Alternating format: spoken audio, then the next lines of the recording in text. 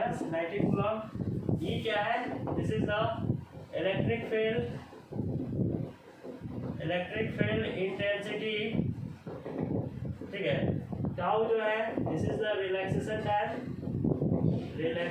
Time, और M क्या है? The mass of the electron का मास है जो कितना होता है 9.1 into 10 to the power minus 31 kg, ठीक है। और Vd आपका क्या है? Vd is the drip velocity. तो ड्रिप वेलोसिटी निकालने के लिए दे देगा, आप इजीली निकाल लीजिएगा। ये फॉर्मूला खाली याद रखिए, Vd इक्वल टू क्या होता है? E tau by N. इससे आप ड्रिप वेलोसिटी निकाल सकते हैं, ठीक है ना। अब ये एक्सप्रेशन जो है काफ़ी इंपॉर्टेंट एक्सप्रेशन है, इसलिए इसी पर कई डेरिवेशन आपको इस चैप्टर में कराया जाएगा। इसी से ओम्स लॉ के बारे में बताया जाएगा कि ओम्स लॉ बड़ा कहाँ से, कैसे बनाया गया, ओम्स लॉ के बारे में इसमें बताया जाएगा। सिर्फ आप ओम्स लॉ पढ़े हैं, इसमें आपको प्रूव करके दिखाया जाएगा कि ओम्स लॉ कैसे निकला है, ठीक है। बोला in hydrogen atom the electron moves in an orbit of radius, जिसका रेडियस कितना दिया हुआ है? रेडियस आपका है 5 into 10 to the power minus 11 metre with speed, जिसका स्पीड दिया हुआ है v इक्वल टू दिया हुआ है 2.2 into 10 to the power 6 metre पर सेकेंड, ठीक है ना। Find the acceleration, find the equivalent current आपको निकाल के बताना है। जैसे इलेक्ट्रॉन मूव कर रहा है तो करंट इक्वल टू क्या होता है? q बाई टी, है ना। चार्ज बाई टी होता है, तो चार्ज आपका दिया हुआ है, इलेक्ट्रॉन है, टाइम निकालना है। तो अगर स्पीड दिया हुआ है और ये आपको रेडियल डिस्टेंस भी दिया हुआ है, तो इसका सर्कमफ्रेंस कितना होगा? c equal to 2 by R होगा। स्पीड आपका दिया हुआ है 2.2 into 10 to the power 6 metre पर सेकेंड। तो v इक्वल टू क्या हो जाएगा? c बाई टी, यहाँ से t निकाल लीजिएगा तो t हो जाएगा c बाई v, मतलब आपका टाइम निकल जाएगा। तो करंट निकालने के लिए क्या करेंगे? चार्ज दिया हुआ है, इलेक्ट्रॉन लेना है, इलेक्ट्रॉन का चार्ज, टाइम कितना? c बाई v लेना है, e into v by c हो जाएगा। Charge of electron 1.6 into 10 to the power minus 19, speed कितना है? 2.2 इंटू 10 टू द पावर 6, और डिस्टेंस कितना लेंगे? 2 बाई आर। तो 2 बाई आर जब लीजिएगा इसका वैल्यू कितना हो जाएगा? 2 बाई आर जब यहाँ लीजिएगा तो 2 इंटू 3.14, आर का वैल्यू कितना है? 5 into 10 to the power minus 11। इसको सॉल्व कर देंगे, यही आपका करंट निकल जाएगा, ठीक है ना। टाइम निकालना था मैंने, तो टाइम निकल गया, हो गया काम, ठीक है। तो न्यूमेरिकल्स के लिए 7 बजे सारे बच्चे जुड़ जाएंगे। कैपेसिटर का भी न्यूमेरिकल्स नहीं कराया गया है, काफी न्यूमेरिकल्स उसमें बाकी है। कैपेसिटर में न्यूमेरिकल नहीं कराएंगे तो एग्जाम में क्वेश्चन नहीं पकड़ाएगा आपका, इसलिए कैपेसिटर का न्यूमेरिकल कराया जाएगा पूरा आपको, ठीक है, सेकेंड चैप्टर का। 7 बजे सारे बच्चे जुड़ जाइएगा, 7 बजे।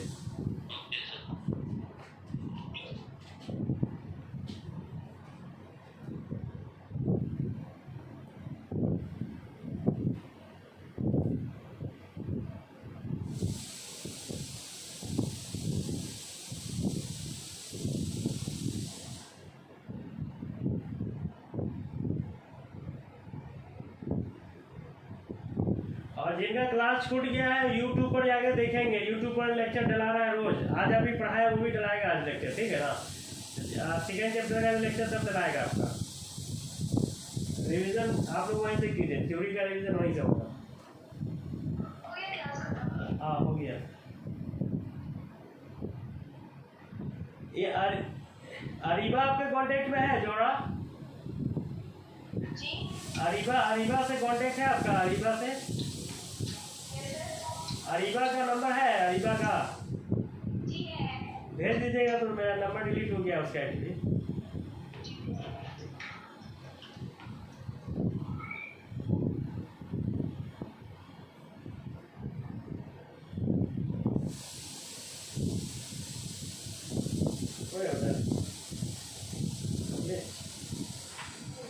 कहाँ गए दोनों आदमी? बाकी है उधर रात में क्या होता है? यदि करने से क्या होता है?